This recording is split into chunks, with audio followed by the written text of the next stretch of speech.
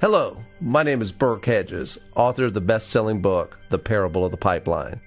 I open my book with a story about Pablo and Bruno, who take two very different paths in their quest for financial independence. What you're about to see is the delightful animated story of their adventure. So, sit back, relax, and enjoy the life-changing lessons in The Parable of the Pipeline.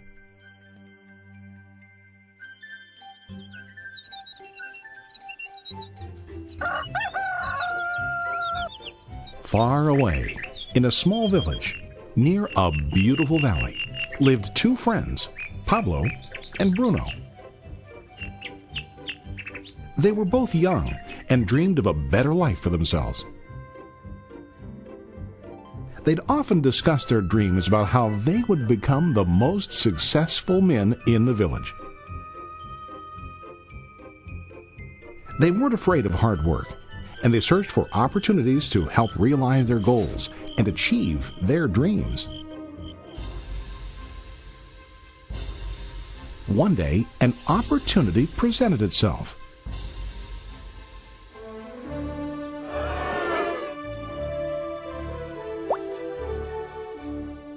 The mayor of the village decided to hire two people to bring water from a spring up on the mountain, across the valley, back down to the village. They were to be paid based on the amount of water delivered to the village. Bruno and Pablo enthusiastically got to work. Every day, from morning till evening, they carried buckets to and from the spring. They worked hard, carrying water to the village. In the evening, they'd return home with their day's wages.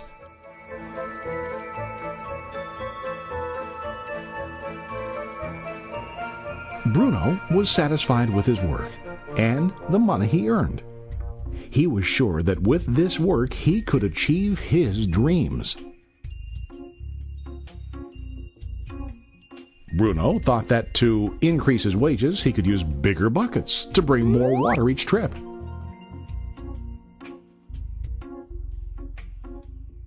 He believed with a larger income he would soon be able to buy a cow and the house that he dreamed about.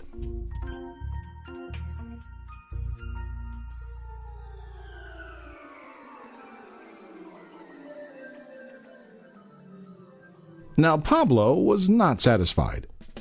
At the end of the day, his back and hands ached, and he was exhausted. He was looking for an easier way to earn more. One day an idea occurred to Pablo. He imagined building a pipeline to deliver the water from the mountain spring to the village. With this pipeline, he could get more water to the village without carrying buckets back and forth from the spring to the village. Soon, he got very excited about his idea and began to plan. Pablo, of course, shared his idea with his friend Bruno and asked him to join with him to work on and help build the pipeline. Bruno thought the idea was crazy. All Bruno could think about was what his money could buy today and how to get it quicker.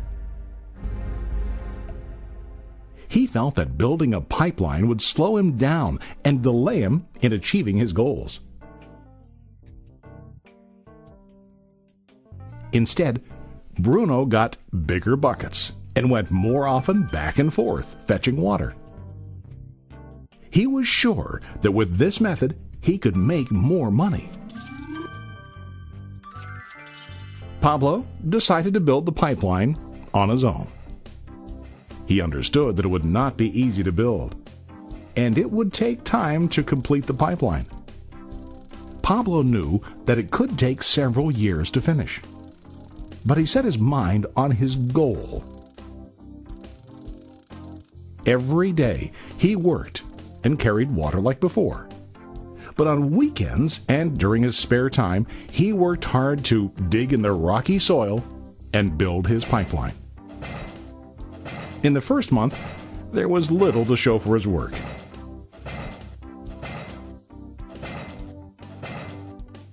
Bruno and the villagers laughed and teased him. They called him Pablo the Pipeline Man. During this time, Bruno's income doubled. He already bought a cow and a bigger house. His lifestyle changed. He now spent time after work in the bar, enjoying his hard-earned wages from delivering water.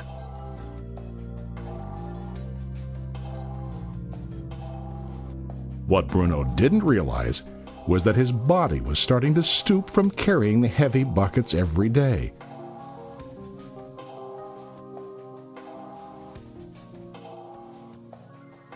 His face looked worn and his body tired.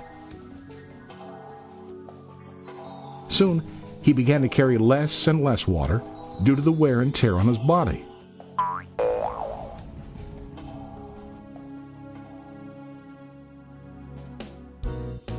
Month after month, Pablo worked. Soon a year passed, and then a second year. Finally, Pablo finished his pipeline. He now used his pipeline to deliver water to the village instead of carrying buckets.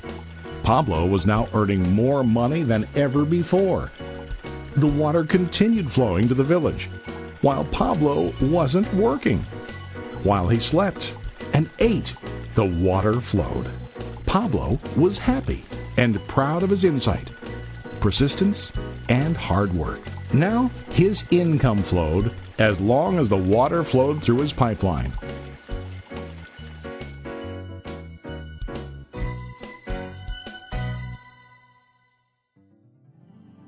The story of Bruno and Pablo is a reflection of life. Their jobs symbolize what most people do to earn money. Bruno gets his money using buckets.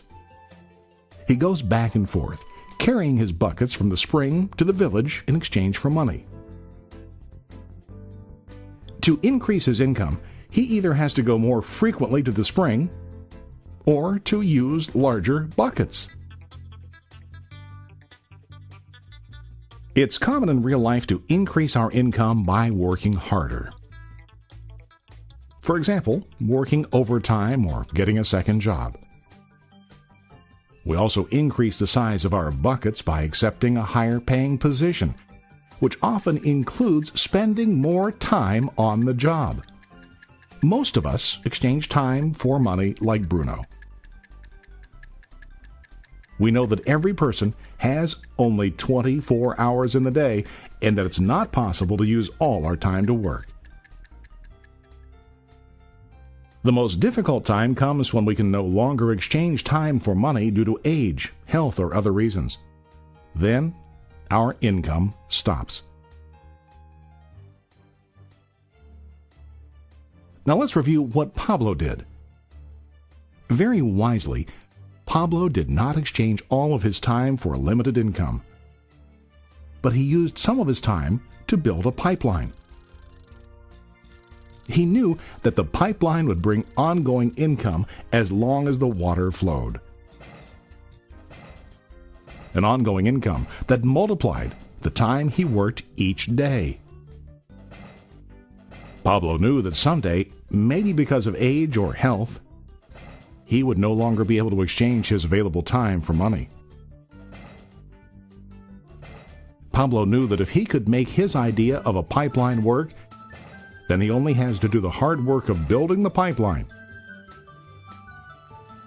After the pipeline was completed, Pablo was able to monitor and maintain the flow of water to ensure that his income will continue. Pablo has shown us that to earn an income, we don't always have to directly exchange time for money. There really are better ways. How about you? Are you still like Bruno, who directly exchanges time for money? Or do you want to be like Pablo, building and maintaining a pipeline for ongoing income? If you are